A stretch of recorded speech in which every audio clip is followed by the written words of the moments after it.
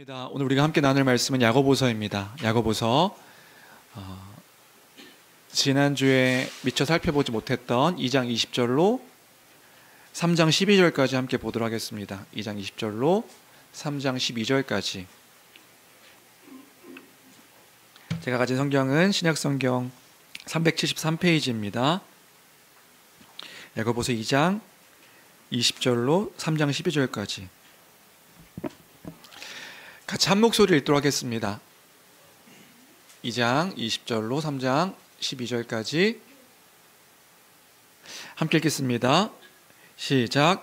아, 허탄한 사람아, 행함이 없는 믿음이 헛것인 줄을 알고자 하느냐. 우리 조상 아브라함이 그 아들 이삭을 제단에 바칠 때에 행함으로 의롭다 하심을 받은 것이 아니냐. 네가 보거니와 믿음이 그의 행함과 함께 일하고 행함으로 믿음이 온전하게 되었느니라.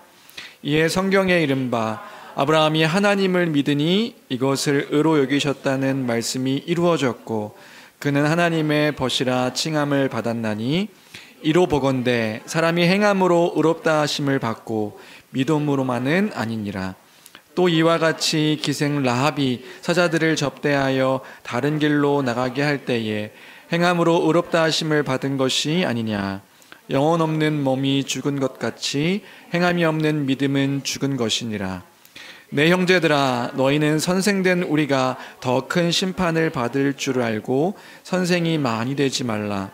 우리가 다 실수가 많으니 만일 말에 실수가 없는 자라면 곧 온전한 사람이라 능히 온 몸도 굴레 씌우리라. 우리가 말들의 입에 재갈 물리는 것은 우리에게 순종하게 하려고 그 온 몸을 제어하는 것이라.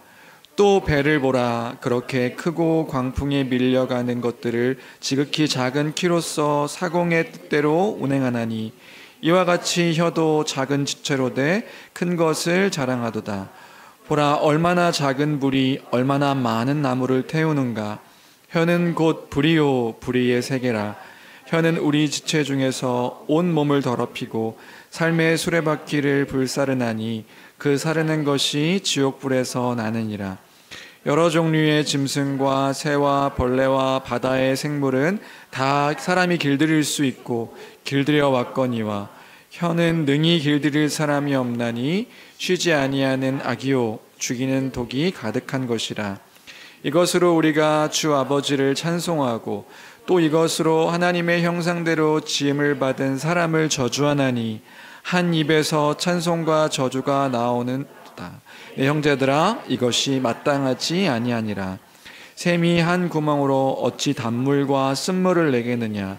내 형제들아, 어찌 무화과 나무가 감람 열매를 포도나무가 무화과를 맺겠느냐. 이와 같이 짠물이 단물을 내지 못하느니라. 아멘. 아멘. 우리는 계속해서 야고보서를 함께 살펴보고 있습니다. 야고보서를 함께 살펴볼 때에 야고보서는 그 믿음 때문에 예수 그리스도의 십자가 복음을 믿는 것 때문에 흩어져 있는 교회 성도들에게 쓴 편지가 야고보서였습니다. 그리고 특별히 야고보서는 그 믿음의 성도들이 그 삶의 현장 가운데서 어떻게 믿음을 따라 살아가야 되는지에 대한 실천 그리고 태도 격언들을 이야기해 주는 것이 야고보서의 큰 특징이라고 이야기할 수 있습니다. 그래서 어떤 신학자는 이 야고보서를 신약의 잠언이다라고 말할 정도로 이 실천에 대한 것들을 많이 이야기하고 있는 것이 야고보서의 핵심이라고 할 수 있지요. 그 가운데 우리는 지난주에 야고보서의 논쟁이 되는 그런 내용들을 함께 살펴봤습니다. 가장 그 큰 논쟁이 되는 것 중에 하나가 결국에는 믿음에 대한 주제였다.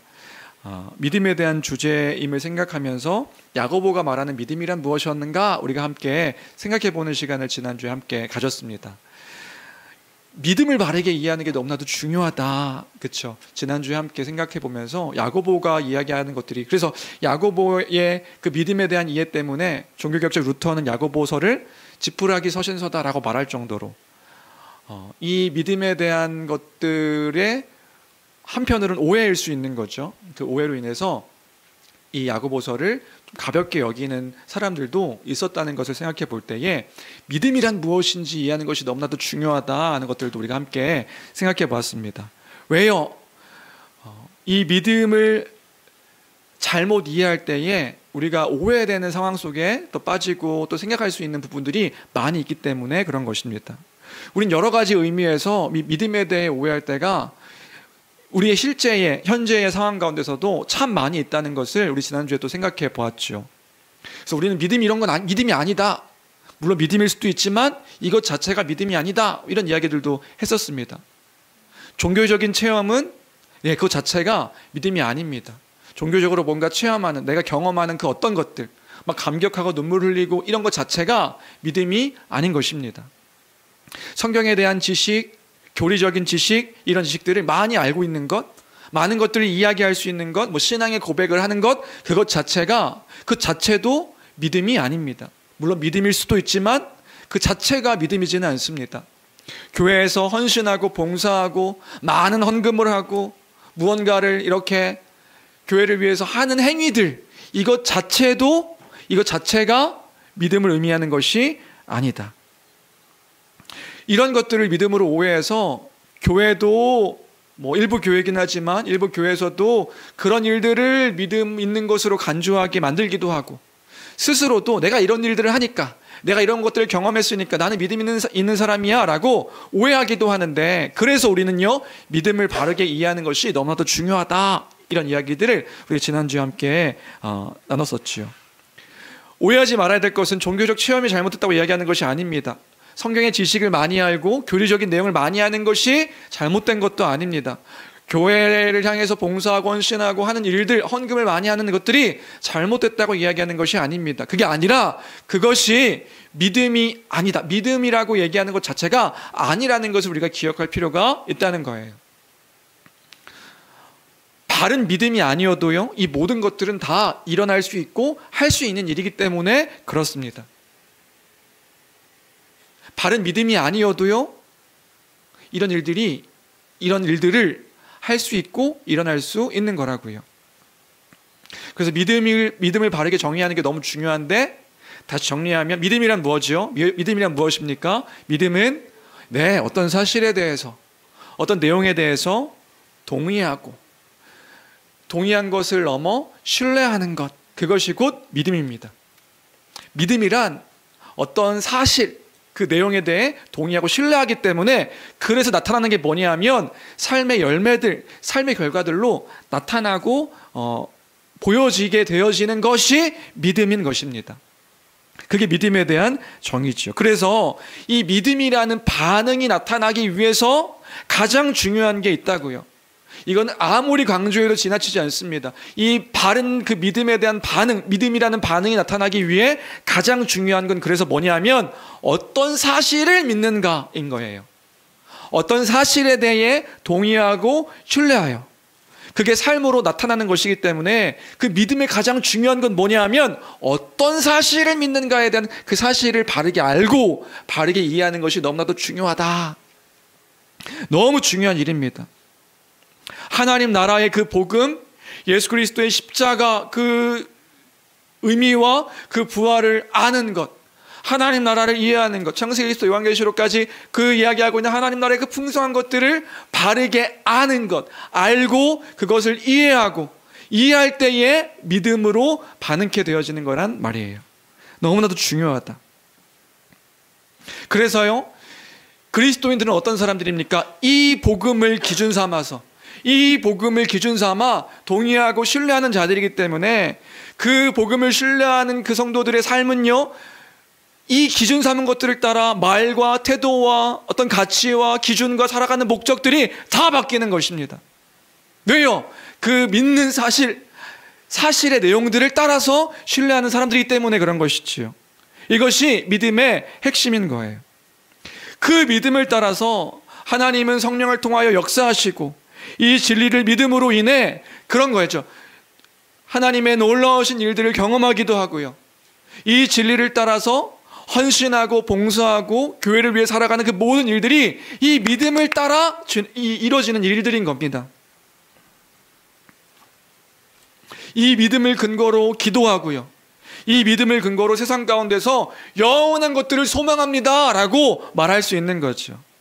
이렇게 믿음은요, 우리의 삶으로 명백하게 그 신자의 삶은 명백하게 믿음을 따라 나타나고 드러나는 것이다.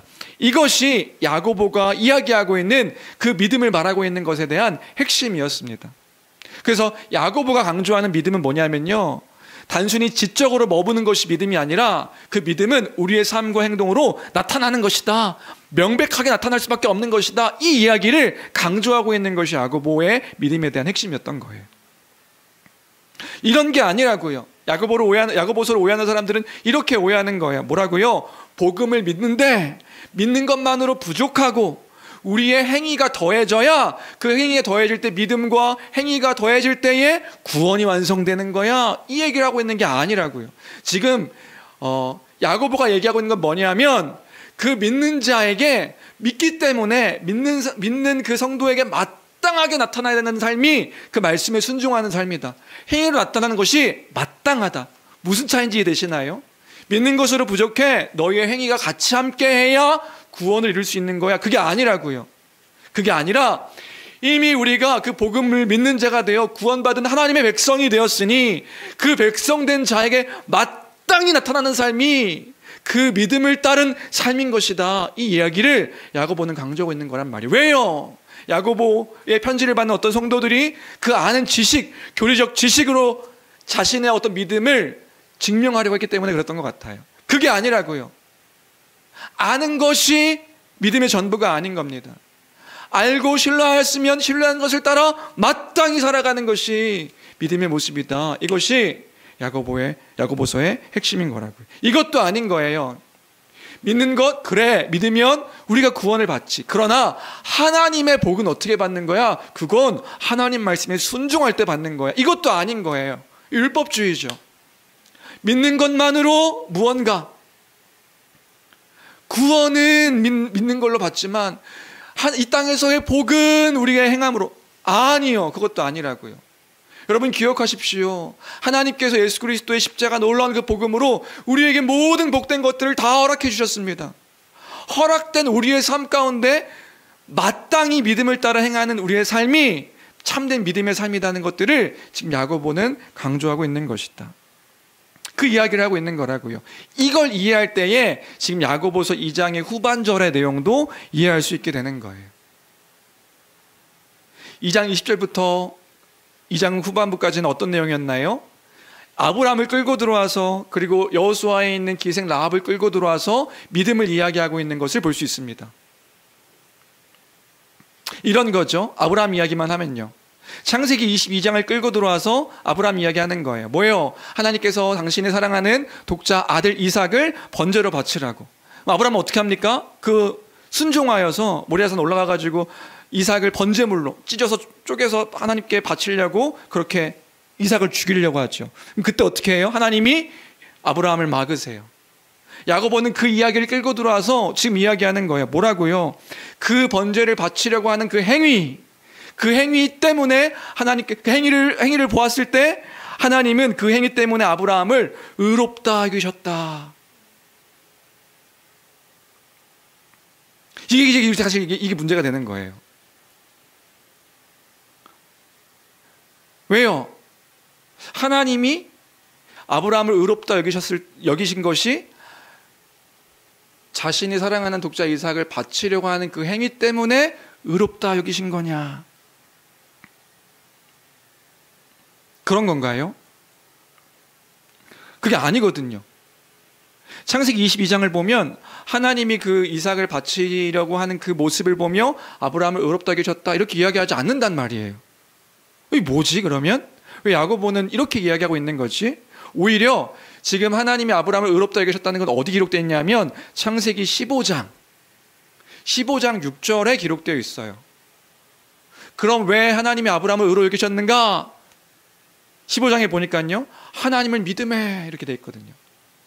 뭘 믿은 건데요? 하나님의 약속, 자손을 주시겠다 했던 약속과 땅을 허락하시겠다고 하는 그 약속, 하나님 나라의 약속, 그 약속을 믿을 때에 눈에 보이지도 않고 이미 일어나지도 않았지만 하나님의 약속을 믿을 때에 그 믿음으로 의롭다 여기셨다 하는 게 15장 6절의 말씀이거든요.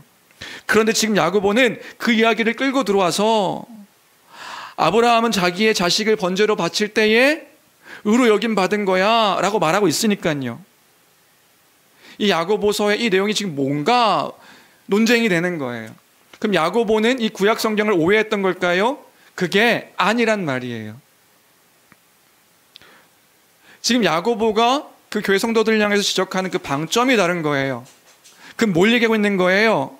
지난주에도 얘기했지만 야고보는 그 지식으로만 알고 신뢰의 삶으로 나타나지 않는 그 믿음에 대한 그 지적을 하고 있는 것이란 말이에요. 잘못된 믿음에 대한 잘못된 이해예요. 그러니까 아브라함을 끌고 들어서 얘기한 건 뭐냐면 아브라함의 삶의 태도가 뭐였냐는 거예요. 그 삶의 태도가 말의 입술의 고백으로만 끝나지 않았다는 것을 이야기하고 있는 거란 말입니다. 하나님의 약속을 믿었지, 그의 하나님의 자손을 주시겠다는 약속과 그 자손을 하나님께서 줬다는 그 믿음, 하나님을 믿는 믿음을 놓치지 않았다고. 땅에 대한 약속, 그 약속이 말로 끝나지만 않았다는 거예요. 그 뭐예요? 아브라함이 자신이 가장 사랑하는 독자 이삭을 바치는, 번제로 바치려 했던 그 일은 믿음의 결과로 나타났던 그의 삶의 실천이요 태도의 모습이었다, 이런 이야기를 지금 하고 있는 거란 말입니다. 자신의 온 삶으로 하나님의 약속을 믿는 그 믿음을 그 순결한 모습으로 보이려는 태도였던 거다. 말이 아니라, 말로 머무는 믿음이 아니라, 지식으로 동의하여 끝나는 믿음이 아니라, 지적인 그 교리의 알무로 끝나는 것이 아니라, 그 신뢰하는 하나님을 신뢰하기 때문에 삶의 모든 영역 가운데서 그 하나님께서 말씀하시면 마땅히 순종하는 모습으로 보인 것이다. 주 안에 사는 성도 여러분, 오늘 말씀을 통해서 우리가 기억하길 원합니다. 뭘요? 믿음은요, 내 말에 떠들어대는 멋진 고백의 그 고백으로만 끝나는 것이 아님을 기억하는 우리가 되어야 될 줄로 믿습니다. 그게 아닌 거라고요. 믿음은 그저 교리적인 지식을 많이 알고 줄줄줄줄 외울 수 있는 그 복음에 대한 내용들을 열거한다고 해서 그것이 믿음이 아님을 우리는 기억해야 되는 거예요.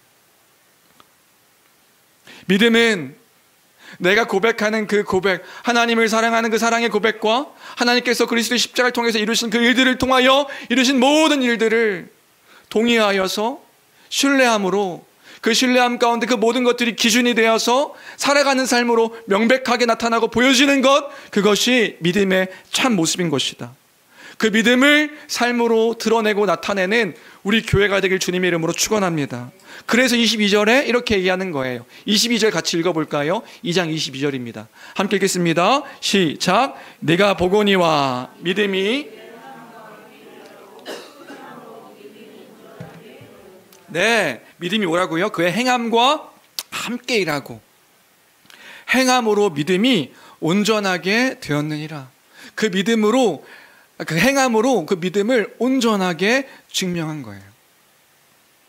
그런 거죠.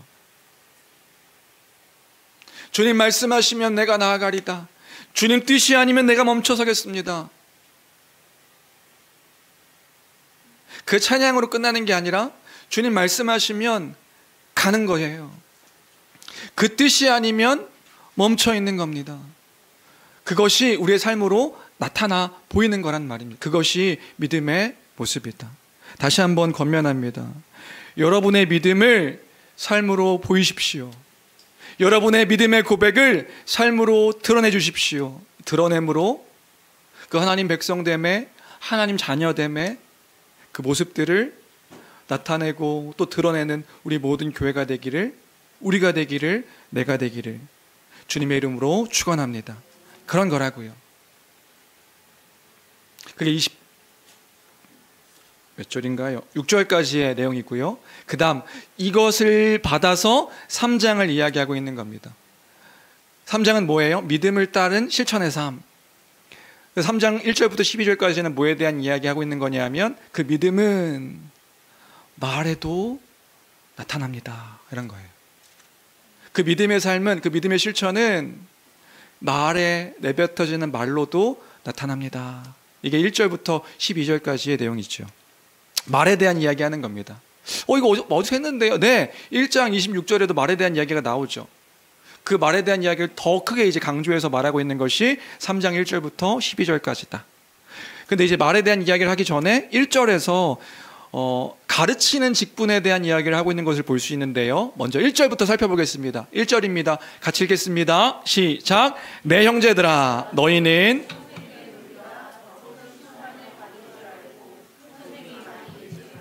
네, 말과 관련돼서 특별히 선생 가르치는 일과 관련되어 있는 직분 이야기를 하고 있는데, 선생이라는 게 뭐냐? 선생이라는 건 그 당시에 가르치는 교사를 나타내는 그런 단어예요.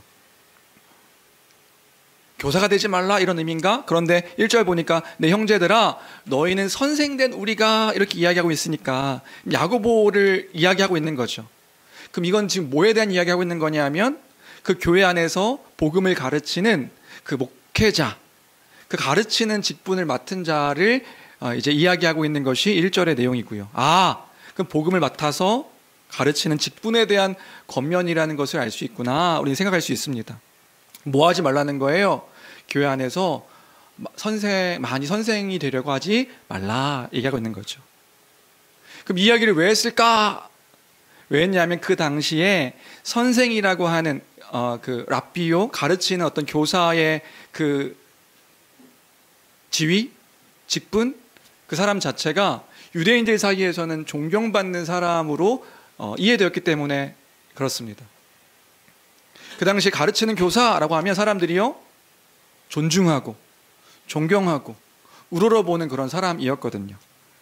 그래서 그리스도인들에게도 특별히 이제 흩어져 있는 교회 성도들이 유대인으로 구성되어 있는 성도들이니까 그 유대인들로 구성되어 있는 성도들이 교회 안에서 복음을 가르치는 그 직분자가 되는 것, 그것을 통해서 뭔가 이렇게 어리석은 생각들을 하는 것들이 있었던 것 같아요. 다른 사람들에게 존중을 받고 뭔가 더 나은 사람으로 보이고 더 명성을 얻는 기회로 이 가르치는 직분자가 되려고, 가르치는 일을 하는 교회 안에 그런 그 직분자가 되려고 하는 그 일들을 이제 보이게 된 것이죠. 그런 교회를 향해서 강조하는 것이 그거예요. 많은 사람이 그 가르치는 일을 하려고, 그 직분자가 되려고 하지 말라. 왜요? 왜 그러냐면 하나님께서 더 많은 책임을 물으신다고 엄중히 경고하고 있는 겁니다. 하나님의 더 큰 심판이 있을 것이다. 우리 1절 다시 한번 읽어볼까요? 1절입니다. 함께 읽겠습니다. 시작. 내 형제들아 너희는 선생된 우리가 더 큰 심판을 받을 줄 알고 선생이 많이 되지 말라. 하나님의 더 큰 심판이 있다는 거죠.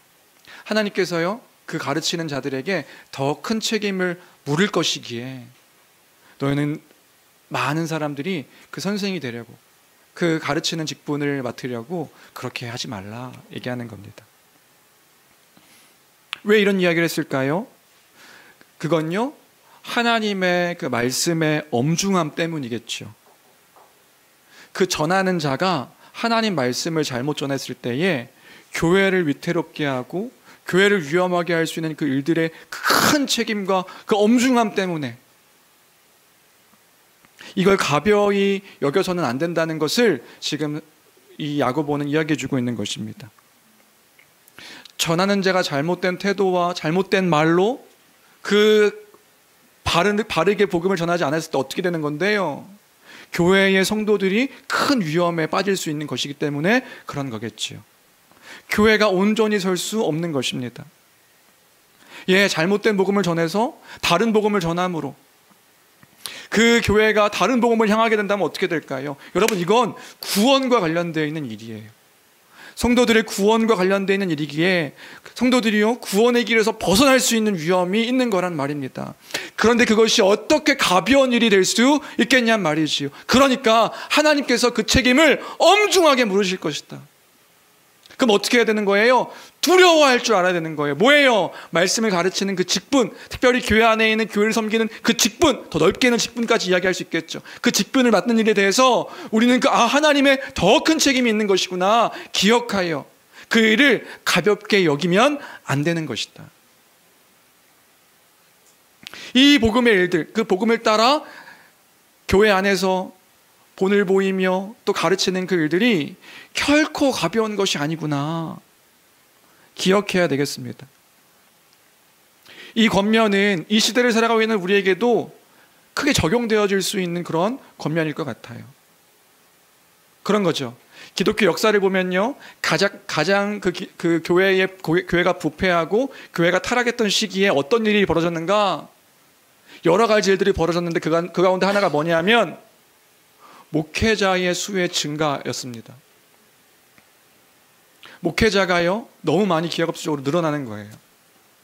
교회는 쇠퇴하는데, 교회는 부패하는데 목회자의 수는 늘어나는 그 일들이 교회 부패의 기독교 역사 가운데 한 현상이라고 합니다.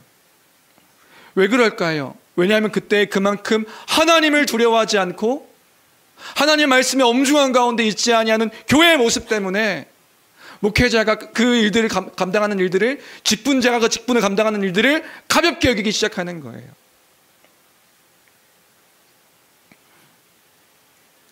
우리 어린 세대 때는 더 그랬겠지만 저 어렸을 때만 해도 그런 인식들이 굉장히 많았습니다. 뭐냐 하면 교회 안에 목회자가 되는 것, 이거 가벼운 일 아니다. 성도들 사이에서도요, 그런 인식들이 굉장히 많았거든요. 목사님이 되는 것, 그거 함부로 가면 안 되는 거야. 함부로 그 길을 가면 안 되는 거야. 왜요? 그 길은 어떤 길이냐면 고난의 길이고, 그 길 자체가 너무나 험난하고 가난한 길이고 고통의 길이고 주를 위해 그 자신의 주를 따라가는 그런 길이기 때문에 그 길을 함부로 가면 안 된다는 인식들이 있었어요. 근데 사실 이게 목회자만의 그 직분의 문제뿐만 아니라 교회 안에는 직분을 받는다는 것에 대한 의미가 그런 의미였어요. 그래서 누군가 직분으로 세워진다고 했을 때 성도들의 반응은 뭐였냐면, 나 같은 사람은 할 수 없습니다. 나 같은 사람이 어떻게 교회의 직분자가 될 수 있습니까? 목회자만이 아니라 교회 안에 있는 성도들 가운데서의 직분을 맡을 때도요, 그 직분에 대한 의미는 그랬다고요. 근데 지금은 어떤가요? 지금은 그런 인식이 거의 없는 것 같아요. 신학교는 어떤 사람들이 가냐면 교회에서 말씀 많이 피우는 사람들이 신학교를 갑니다. 그래서 어느 순간 어느 날 나타났는데 할렐루야 저 목사 안수 받았습니다 하는 사람들 보면, 당신이요? 하는 사람들 너무나도 많고요. 교회 검증 없이 신학교로 간다고 문드렸을 때 그냥 무비판적으로 그 신학교로 가는 인원들도 너무나 많게 되었고요. 직분에 대한 인식은 다른가요? 직분에 대한 인식도 흐려져서요, 직분을 뭔가 자신의 명예를 얻고 교회에서 많은 봉사를 했을 때에 받게 되는 어떤 타이틀이나 어떤 자격이나 계급 정도로 생각하는 일들이 너무나도 많게 되어진 거예요. 신앙생활을 열심히 하라는 의미에서 직분을 받았다는 사람들도 만나봤습니다. 직분을 받았대요. 목사님이 신앙생활 열심히 하라고 자기한테 직분을 줬다는 거예요. 신앙생활을 열심히 하는 조건의 직분입니까? 주 안의 사랑하는 성도 여러분, 우리가 1절을 통해서 생각하길 원하는 것은요, 직분, 하나님께서 이 교회를 돌보도록 세우신 그 직분은 결코 가벼운 것이 아님을 기억하는 우리가 될 줄 믿습니다. 왜요? 하나님께서요, 엄중하게 그 책임을 물으실 것이기 때문에 그런 거예요. 그래서 특별히 가르치는 장로, 목사와 그 가르침을 따라 교회를 치리하는 장로, 그 장로의 그 직분은 더 가벼울 수 없음을, 그 교회 안에서 교회를 돌보는 그 직분 맡은 자들의 그 역할과 책임은 결코 가벼울 수 없음을 기억하는 우리가 되어야 될 줄로 믿습니다.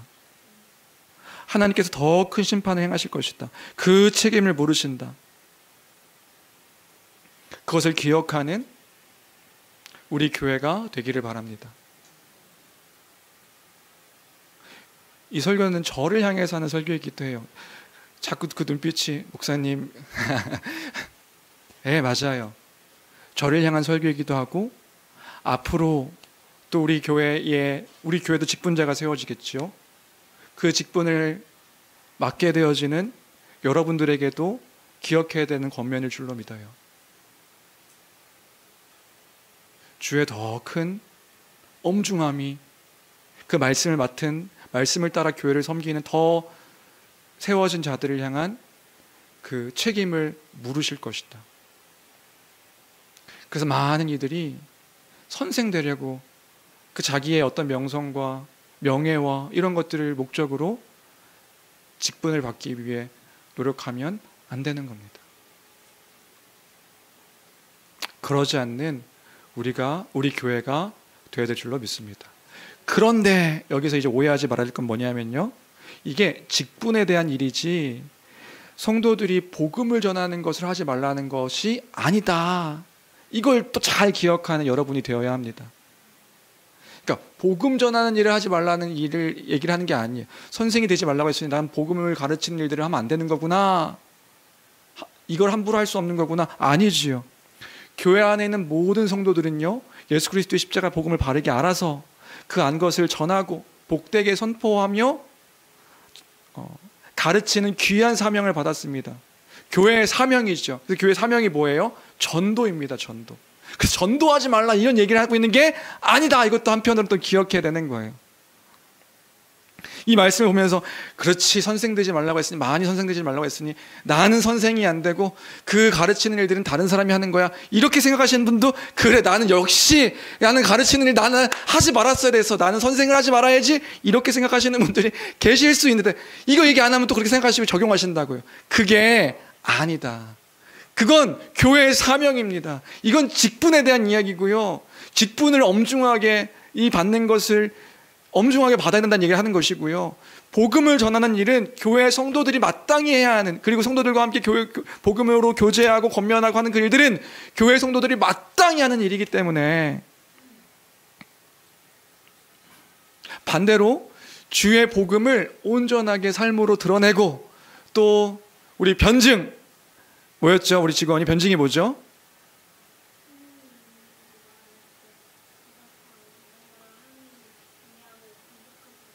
네, 공격할 때 방어하고 질문할 때 대답하고, 그 복음에 대해서 제일 대답 잘해가지고 제가 시킨 거예요. 우리 직원이가 이 이데얼 스쿨 때 아주 대답을 잘하거든요. 네, 우리가 그 복음을 전하는 길에 그 사명으로 알아 잘 감당하는 우리 모두가 되어야 될 줄로 믿습니다.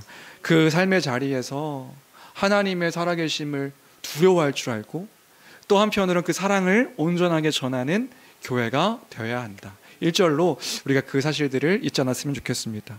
그리고 본격적으로 2절에 대한 이야기 시작하는데요, 말에 대한 이야기를 하고 있습니다. 말. 2절부터 4절까지 야고보가 교회를 통해서 하는 그 말에 대한 결론이 뭐냐? 결론부터 이야기하겠습니다. 결론부터 이야기하면 같이 읽어볼까요? 함께 읽겠습니다. 시작. 입을 다스려서. 네, 그 말을 하고 있어요. 뭐 하자고요? 입을 다스려서 말에 실수를 하지 않으므로 우리가 온전한 사람이 되어가자, 이 이야기를 2절부터 4절까지 하고 있어요. 왜 결론부터 이야기했냐면 2절부터 4절까지 본문을 이제 연구하고 묵상하면서 이런 거죠. 무슨 말인지는 알겠는데 무슨 말인지 모르겠다 싶은 거예요. 여러분 지금 읽으시면서도 뭐 그러셨을 수도 있고, 2절부터 4절까지 무슨 말인지는 알겠는데 무슨 말인지 잘 모르겠다. 여러분, 말에 실수가 없다는 게 뭘까요 도대체? 말에 실수가 없다는 건 그럼 어떻게 말하는 게 말에 실수가 없는 걸까요? 그리고 3절 4절부터는 그 당시에 사람들도 잘 알고 있는 비유를 들어서 이제 말에 대한 이야기를 하고 있는데, 무슨 말인지 알겠거든요. 3절 읽어볼까요? 3절 같이 읽겠습니다. 시작. 우리가 말들의 입에 재갈 물리는 것은 우리에게 순종하려고 그 온몸을 제어하는 것이라. 그 동물 말에 재갈을 물리는 건 왜 물린다는 거예요? 물려가지고 여기 끈을 달아서 이제 말에 재갈을 물리는 이유는 말의 온 몸을 이렇게, 그래서 끄는 사람이 왼쪽으로 끌 때 왼쪽으로 끌고 오른쪽으로 끌 때 오른쪽으로 끌게 하려고 말의 재갈을 물리는 거다, 이 얘기하는 거예요. 어렵지 않죠?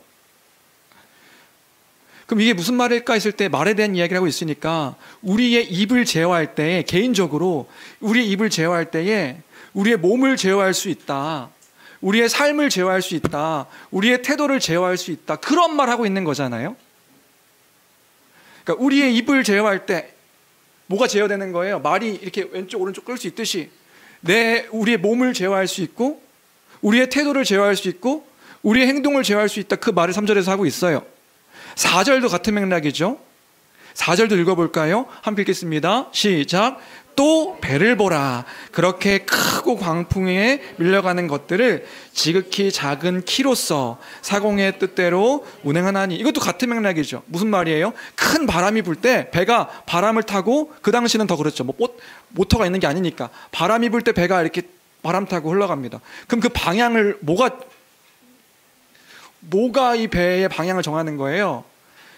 배에 있는 작은 키, 그 운전대, 이런 키,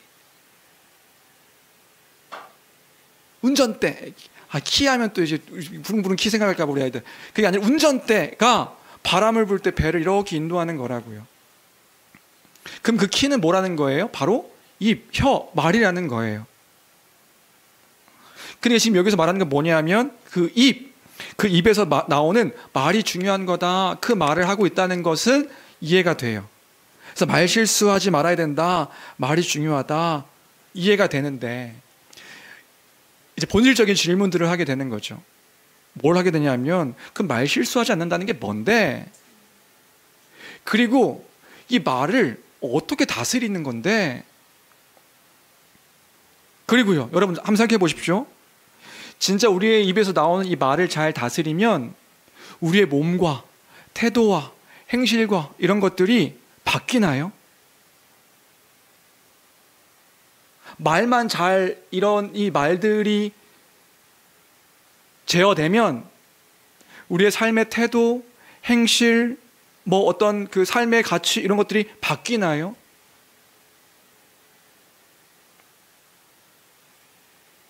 그러니까 이런 거죠. 우리가 어떤 말이든 좋은 말을 하고 긍정적인 말을 하고 축복의 말을 하면 그 말을 하면 우리가 말을 한 것 따라 상태도 바뀌고 태도도 바뀌고 행실도 바뀌고 이렇게 바뀌는 거냔 말이에요. 이렇게 바뀔 수 있으니 우리는 복된 말을 해야 되는 거죠. 좋은 말을 해야 되는 거죠. 살리는 말을 해야 되는 거죠. 왜냐하면 그렇게 말했을 때 내가 바뀌니까. 이런 걸까요? 바뀌나요? 그래서 예전에 그런 말들도 많이 들었던 것 같아요. 뭐냐면 말에는 힘이 있다는 거예요. 말에는 힘이, 많이 들어보셨죠? 말에는 힘이 있어서, 말에는 능력이 있대요. 말에는 능력이 있어서 내가 말한 대로 이루어지기도 하고 말한 대로 된다는 거예요. 그러니까 무슨 말을 하라는 거예요? 부정적인 말보다는 긍정적인 말을 하고 축복의 말을 하고 그 말을 선포하고. 왜요? 그러면 말하는 대로 되니까. 말하는 대로 내가 바뀌니까. 먼저 말해라. 말엔 능력이 있다. 말에는 힘이 있다. 지금 이런 얘기하고 있는 걸까요? 이런 말씀 많이 들어보셨죠? 다시요. 생각 없이 내뱉는 말인데요. 우리가 생각 없이 내뱉는 말이라 할지라도요, 우리가 이 말이 좋으면, 말이 선하면, 말이 긍정적으로 나오면, 옛날에 이런 말도 들었던 것 같은데, 뇌가 반응하여서, 말하는 것 따라 뇌가 반응하여서 그 뇌로 인해서 이제 우리가 바뀔 수 있으니, 온몸이 제어될 수 있으니, 어떤 말이든 할 수 있다 말하고, 된다 말하고, 좋은 말을 하고, 나쁜 말은 부정타니까 트트퇴. 그 말 하지 말고, 나쁜 말을 빨리 트트퇴. 3번 하면 이거 다 날아간다. 이거 같은 맥락으로 이렇게 이야기하는, 지금 야고보가 그러니까 말이 중요하다. 좋은 말을 해야 우리 삶이 변할 수 있다. 지금 이 얘기하고 있는 거냔 말이에요. 아닐 거예요. 적어도 오늘 본문은 긍정적인 말이 너무 중요하죠.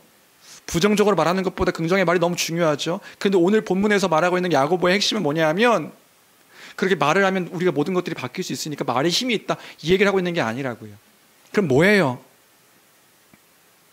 오늘 이 본문 안에서 쭉 2장부터 이렇게 살펴봤을 때 지금 야고보는 뭘 이야기하고 있냐면 믿음을 따르는 삶의 모습에 대한 이야기를 하고 있는 거예요. 그 결과로 나타나는 말이라는 것을 기억할 때에 여기서 말하고 있는 말은 뭐냐면요, 믿음을 따라 생각하여 내뱉는 말을 이야기하고 있는 거란 말이에요. 그냥 말이 중요하다, 말 조심해라, 이게 아니라 믿음을 따라 생각하여 내뱉는 그 말. 그럼 여기서 말의 실수가 없는 온전한 사람이라는 것은 무엇을 의미하나요? 네, 자신의 믿음을 따라 생각하고 그 말이 일치하는 사람을 의미하는 것이겠죠. 그래서 그 말의 실수가 없는 사람은 어떤 사람일까요? 복음을 기준으로 삼아서 그 믿음을 따라 생각하고 그 생각한 것을 따라 말하는 것을 의미하는 것이란 말이에요. 그래서 그 믿음의 결과는 뭐냐면 말로 나타나는 거라고요. 왜요? 믿는 자의 삶의 말이니까요. 한번 생각해 보십시오. 입을 다스려서 말을 제어해요. 그 무엇으로 다스리나요? 어떤 것으로 다스릴 수 있는 거예요? 그 다스리는 기준이 뭔데요? 온전하게 말하는 말이라는 게 뭔데요? 진리의 말씀으로 그 말씀을 기억하여서 내 말을 다스릴 수 있는 거겠지요. 그냥 기분 떠오르는 좋은 말이 아니라, 그 좋은 말이 기준이 아니라 우리의 기준은 하나님의 진리의 말씀, 그 복음의 말씀, 그 복음의 그 율법의 하나님의 그 뜻 가운데의 말씀이 우리의 기준이 되어지는 거란 말이에요. 그 말씀을 기준 삼아서 내뱉고 이야기하는 자들이 성도인 것입니다. 그럼 어떻게 될까요? 그 말씀을 따라서 우리가 기준을 삼을 때에 우리의 몸이 제어가 돼요. 말로 제어되는 것이 아니라, 그 내뱉는 그냥 무의식적인 말로 제어되는 것이 아니라 우리가 믿는 그 믿음을 따라 내뱉은 그 말이 우리의 믿음의 고백이기 때문에 그 믿음을 따라 우리의 온 몸이 제어되는 것이란 말이에요. 그 말을 하게 하는 나의 믿음. 큰 광풍 속에서도요, 우리를 제어할 수 있습니다. 거친 풍랑과 파도가 밀와도요, 우리를 제어할 수 있습니다. 그때 우리가 긍정적으로 말하니까 제어되는 게 아니라 우리의 믿음 때문에 제어되는 거예요. 믿음으로 선포하니까요. 우리 그 찬양도 믿음으로 고백 아닌가요? 거친 파도가 나를 향해 와도 주와 함께 날아올라서 잠잠하게 주를 보리라. 그게 무슨 고백인데요? 믿음의 고백이잖아요. 왜냐하면 믿음은 우리의 모든 생각과 가치의 기준이 되기 때문에 그런 거죠.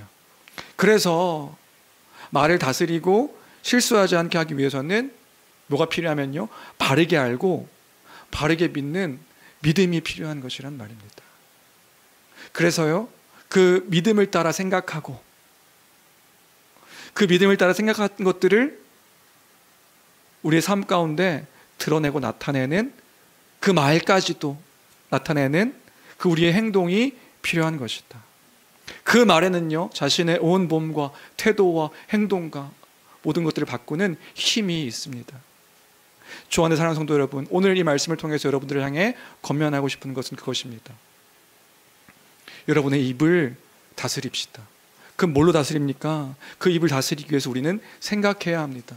무엇을 생각해야 됩니까? 주의 진리의 말씀을 생각해야 됩니다. 그 말씀, 그 믿음을 따라 고백하는 그 말씀을 기억함으로 복음을 바르게 알아. 그 복음을 기준 삼아 입을 다스리고 말을 제어하여서 온전한 사람이, 온전한 성도가 우리 교회가 되길 주님의 이름으로 축원합니다. 그 말을 따라 그래서 믿음을 지키십시오. 여러분이 믿는 그 믿음에 단순한 입술의 고백으로 끝나는 것이 아니라 그 믿음을 따라 말로 드러내고 나타내는 우리여야 되는 것이다. 여러분 그거 아십니까? 이단들도요, 자신들의 교리를 알아가기 위해서 힘씁니다. 그 이단들도 그래서요, 그들의 말과 생각과 태도와 모든 것들이 바뀐다는 거 여러분들 아세요? 그래서 그 자신들의 교리를 따라 신천지는요, 입만 열면 거짓말을 합니다. 여러분 신천지 사람들 만나보셨어요? 그 사람들 말하면요, 팔알이 뻥이에요. 근데 거짓말을 하는데 그 거짓말을요, 불편함이나 부끄럼 없이 거짓말합니다. 왜 그럴까요? 그들에게 믿음이 있거든요. 자신들의 교리에 대한 믿음이요. 그 교리가 생각 속에 미치니까 모든 것들 말로 나타나고 그들의 모든 삶의 영역들로 나타나는 거예요. 하물며 이단도 자신들의 교리를 위해서 그렇게 애쓰고 힘을 쓰는데, 자신들이 믿는 것이 무엇인지를 알기 위해서 그렇게 노력하는데, 진리를 알고 있다라고 얘기하는 교회가 자신이 믿고 있는 것이 무엇인지를 모른다면 어떻게 모든 것들이 바뀔 수 있겠습니까? 주의 진리의 복음을 알기 위해 힘쓰는 우리 교회가 되기를 주님의 이름으로 축원합니다. 그리고 마지막 5절부터 12절까지 말에 대한 이야기하는데, 시간 관계상 짧게 그 말에는 파괴의 힘이 있다는 것을 우리는 기억해야 될 줄로 믿습니다. 그래서 6절부터는 뭐 얘기하고 있는 거냐면요, 이 말에 파괴력이 있어서 그 믿음을 따라 내뱉는 말에 파괴력이 있죠. 그래서 믿음을 따라 내뱉는 말이기 때문에 이 말은요, 개인을 죽이기도 하고 교회를 죽이기도 한다는 사실을 우리는 기억해야 됩니다. 그 내뱉는 말이 힘이 있어요. 왜요? 이 내뱉는 그 말들이 영향이 분명히 있으니까요. 개인에게도 영향이 있죠. 개인에게는 자신이 믿는 것을 따라 이야기하는 일이기 때문에 8절에 보니까 독이 되고 가득한 악이 되고 독이 되는 거예요. 그래서 5절이네요. 우리 5절만 같이 읽어볼까요? 함께 읽겠습니다. 시작. 이와 같이 혀도 작은 지체로 돼 큰 것을 자랑하도다. 보라, 얼마나 작은 불이 얼마나 많은 나무를 태우는가. 작은 불인데, 이 작은 불은 이게 혀에서 나온 말이죠. 말이 뭐 한대요? 많은 나무를 태운대요. 파괴시키는 거죠. 개인도 파괴시키고 공동체도 파괴시킵니다. 여러분 잘 기억해 보세요. 자신이 내뱉는 말들이 결국에는 그의 믿음 가운데 생각 속에 나오는 말들이기 때문에 독이 되고 악이 된다고요. 생각해 보면 정말 그런 것도 같은 게, 불평과 불만을 입에 달고 사는 분들이 행복해하고 행복하다고 이렇게 여기시는 분들을 만나는 게 거의 없었던 것 같아요. 한번 보세요. 아, 죽겠네. 아, 힘들다. 아, 망했다. 아, 겁난다. 아, 또 뭐였냐. 끝났다. 이런 말 내뱉는 사람 치고 행복해 보이는 사람 보신 적 있나요? 그 사람의 온 몸을 더럽히고요, 삶의 수레바퀴를 망가뜨립니다. 제 주변에 있는 그 사람들 중에 그런 사람들 많거든요. 아, 끝났다. 아, 망했다. 아, 나는 뭐 소망이 없다. 난 희망이 없다. 아, 죽겠다.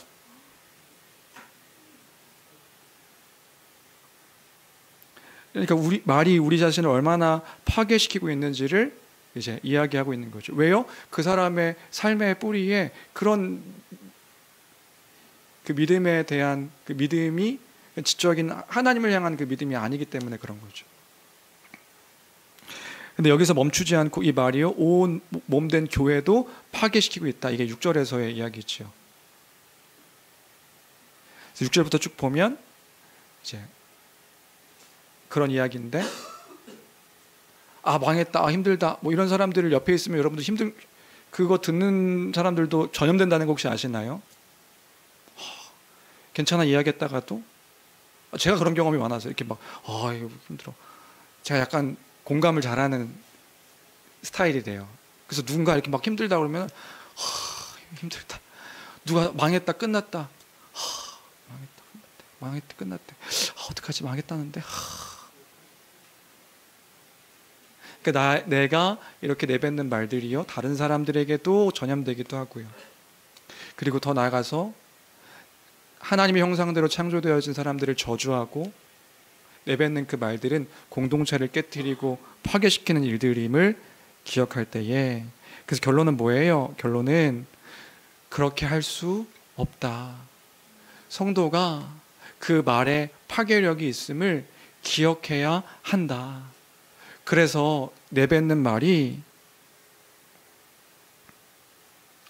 마땅하지 않다 얘기하는 거예요.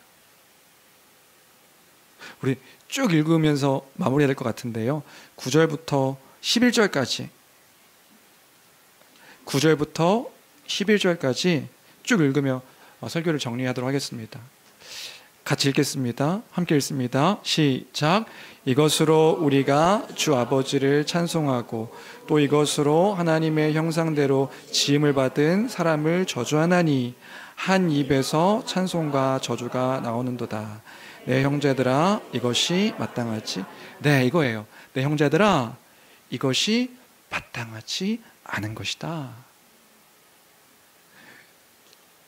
교회된 우리가 이렇게 한 입으로 주를 찬양하는 그 입으로 형상대로 창조되어지는 그 사람들을 저주하고 비방하고 비열하게 이야기하고 깔아내리고 하는 일들을 하는 것이 마땅하지 않으니 그 믿음을 따라 그 마땅하지 않은 그 말을 하지 말라 이야기하고 있는 거예요.